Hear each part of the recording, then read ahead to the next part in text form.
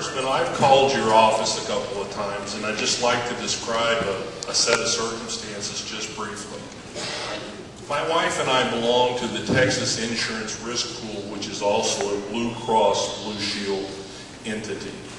She is a kidney transplant patient, and I have some minor heart problems. Between our premiums and our co-pays and our deductibles, I take a $5,000 deductible. Our insurance cost is about $22,000 a year. Wow. No one else will underwrite her. And my point is, we need to come up with a system that spreads the risk out. Yes. We need to come up with a system that is regulated to the point, because I think the recent indications based upon the bank bailouts and a lot of the other things that oversight at the federal level is not up to where it should be.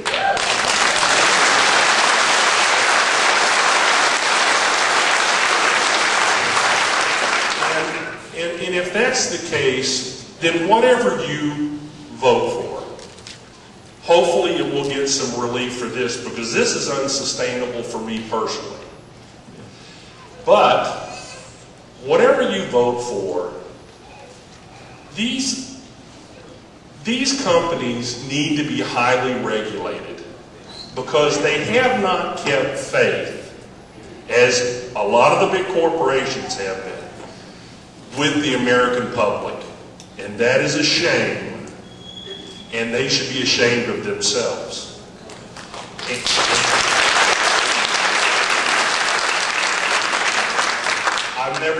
I've never had to collect an unemployment check. I've never had to take public assistance, thank you God. But I will tell you, you need to do something, because this is going to break me. And if it continues at the rate that you're talking about, I don't really know what we're going to do for insurance. But thank you for your time, your concern, your prompt response from your office. It's been great. I'm very proud of you as my congressman. Go to work hard, get this thing done, and let's find a good, moderate, reasonable bill that we can all afford. Well done. But I was going to thank you for your comments and questions even before you were complimentary. But thank you for your compliments for our staff. They do work hard and they care. Thank you for sharing your family story with us. It is not easy to do in a public setting, but I think it's an important part of this public dialogue on health care. I have a lot of questions that I still have to answer before I decide to vote yes or no on the bill that's pending before the House. Are the savings real? The public option versus co-ops. A lot of questions. But there's one thing that I do support, and I strongly support it. I think we have to have insurance reform. Now, there's some in the Congress who'd like to wipe out the private health insurance industry and get them out of the health care picture altogether. I don't want to do that. What I'd like to do is set the rules of the game where they're more fair to families such as yourself, and particularly to small businesses that aren't being treated fairly in many cases, and see that we bring in more competition into the insurance industry, and competition in our private enterprise system many more times than not drives down prices and improves services. So this is what I would support specifically. I would support insurance reform that would not allow an insurance company to discriminate against a family because of a pre-existing condition. I had a small business in College Station 2 weeks ago. She's paying $1,800 a month. It's very close to what you're paying each month for your health care bills.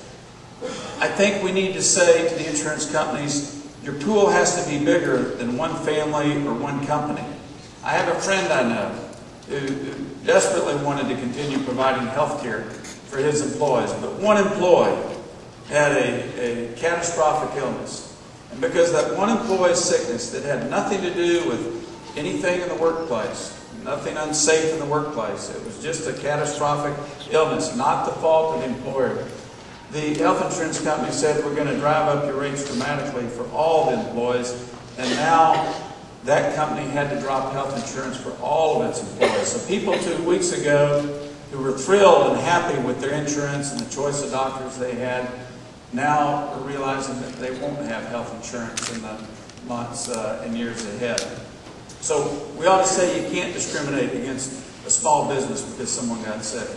I want to say that there should be an annual and a lifetime cap on health insurance benefits. I met a coach in Somerville County 3 weeks ago who said, I'm about to seriously consider leaving the profession I love, teaching kids and helping kids, because my young daughter has a brain tumor.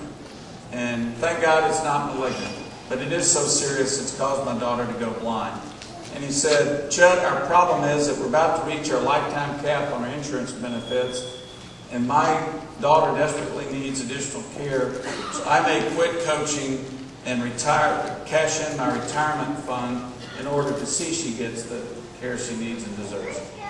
I think we can, without wiping out the health insurance system, we can encourage the health insurance system to just work better, more effectively for small businesses and families.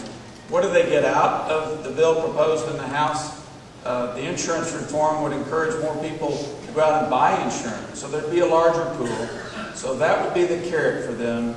The stick for them would be you can no longer discriminate against people with pre-existing conditions or small businesses or someone like this coach whose daughter is facing very, very high health care costs. If we can do that, we can make the private health insurance system a better partner in our health care system. Thank you for sharing your family story.